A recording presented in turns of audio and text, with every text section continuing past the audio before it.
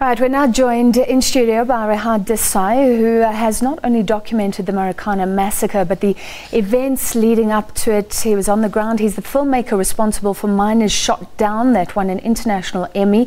He's also been involved in the cries for justice ever since. He is a member of the Marikana Support Campaign. Thank you for joining us, Rehad. Pleasure. You've said that South Africa will never be the same. You will never be the same. Can you describe what Marikana means to you 5 years on? Well, I grew up in an ANC family, and I grew up in exile because of the politics of the day, and a tremendous amount of sacrifice was made inside the country and outside in our bid to free South Africa, and our freedom was only really won due to the huge support from organised workers, no more important than the mine workers themselves. So the day the state, the ANC government, turned its guns on those very same workers, I felt personally as a huge betrayal, and I wasn't about to stand by and allow that to happen. Certainly after I heard the stories from the mine workers, that they were essentially ambushed. There was no attack leading up to them being shot on that fateful day. You've had 5 years to assess this. You know, maybe stories changed. Did you still believe that police on that day, some of them were cold-blooded killers who should be behind bars? Absolutely. The fact that not one of them was called before the Commission of Inquiry, I think, is the biggest indictment of the Farnham Commission, which essentially was a whitewash. The fact that none of them have been prosecuted, despite the fact that IPID's investigations are well and truly over, and they're recommending 72 police officers face charges, many of them serious charges, I think speaks to the crippled nature of our criminal justice sector. And people like the author Marinovic have made links to a lack of accountability, and then we see ministers not arriving in Parliament. We see the emails, no action on the Gupta leaks yet. Do you think it's fair to make those links about where we are in South Africa? Absolutely. If you look at the Claessens inquiry, which was the report, the Commission of Inquiry's report was handed to Jacob Zuma at the end of last year, he still hasn't released that report. And we believe that he hasn't released that report because he was sent an undoctored report which talked about the killings at Scene 2, where 17 mine workers were killed, before Ria Piega released her own statement which left out those 17 killings. So he's party to a clear cover-up, and I think that's the reason why. I was going to say that. So you're saying our president is part of a cover-up here? Absolutely. At the end of the day, all of the politicians are responsible. In any mature democracy, the cabinet would have resigned. We would have seen a new president in place. To have a killing on this scale, when workers were simply demanding the right to be heard, to speak, to talk, to negotiate, took us way back to the dark days of apartheid. It was worse in this circumstance because we've got a democratically elected government, and their expectations of that government are far higher than what they were in the bad old days. There's claims for compensation now. We were talking about the 1.4 billion. And nothing has happened yet, which is extraordinary to me, although I think we do have to remember that some of the police did feel threatened. There were violent mine workers, some of them carrying pangas. Is this very difficult? Because can we say that government was completely complicit? Do you know, we would have to have an acceptance of that in the beginning, and this isn't black and white, if you know what I'm saying. In terms of the orders to shoot, where they emanated from is still unclear, because we didn't see the minutes of the cabinet meetings, the security clusters, or the telephone calls between the various ministers and so on. That was kept from the Commission, as was the telephone records. But you know, the evidence leaders argued that the police may have felt that they were under attack and they were going to be attacked.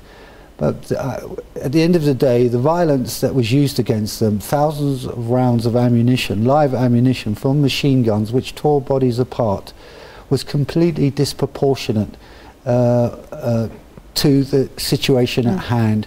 You know, there were snipers on hand. If they saw somebody with a gun, and there was someone with a gun, they could have took them out. But they opened fire. Over 50 policemen opened fire with their automatic machine guns on these striking workers. Now, that takes us back to the first resistance against colonialism in this country. We have spears against machine guns. It's just... And calls for accountability. Oh, absolutely. So you were at the commemorations today. You've been at them over the years. Just describe the mood for us 5 years on. Well, I felt this year was a really good turnout. UMCU turned its membership out from every mine that it's organised in. There were scores of buses. I think people still remain very disappointed, particularly in Marikana, particularly at Lonmin, about the fact that the injured and arrested, you know, their compensation claims have still not been finalised. The fact that 17 of their leaders are facing very serious public violence charges, despite the fact that there's no prosecution of any of the policemen. It will only be in 2019 that the basic salary of mine workers reaches 12,400. This is 7 years after the initial demand. When you take inflation into account, that leaves quite a gap. The families themselves holding out for compensation. Lonmin saying that they are receiving some support in terms of education for young people, jobs were offered. What's their situation? Or what is their state of mind? Can you tell us any individual stories just to describe what it's like to hold out for these 5 years? Well, the fact that the widows in particular, have had to take employ at Lonmin in order to make ends meet, to leave their children back in the Eastern Cape or in boarding schools. Because they were offered jobs, but it must be a bitter pill. It's a very bitter pill. The conditions underground are very difficult, even on surface. It's an alien environment. They still have no closure. So, I mean, I think the women have grown tremendously in confidence. The fact that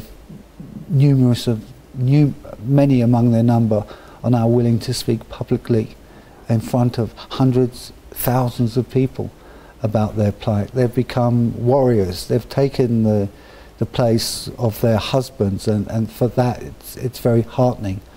But certainly the fact that even the SABC won't show the documentary which they have taken ownership of, which details this event and has won many awards, is very disappointing for them. They need closure, they need justice, and justice will only come when those who pulled the triggers are brought to account, are brought before the courts, and those who authored this massacre are also brought before the courts. It may take a long time, but the truth, we believe, will come out if we maintain and sustain the pressure on the state, on South African society to stay mobilised and never forget what happened that day. And you will continue to be part of that campaign?